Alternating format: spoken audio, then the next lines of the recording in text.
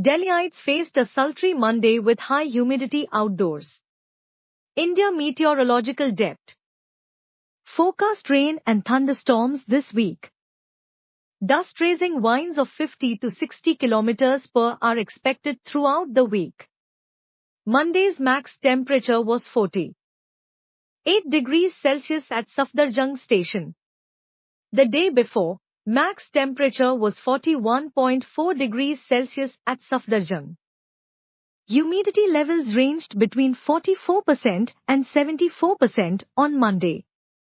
At 2:30 p.m., humidity was 44% and temperature 39.2 degrees Celsius.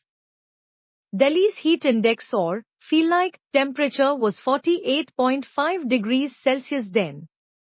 Heat index shows human discomfort due to heat and humidity. No rainfall was recorded from 8:30 a.m. to 5:30 p.m. Monday. Light rain and thunderstorms possible till 25th May, says Met.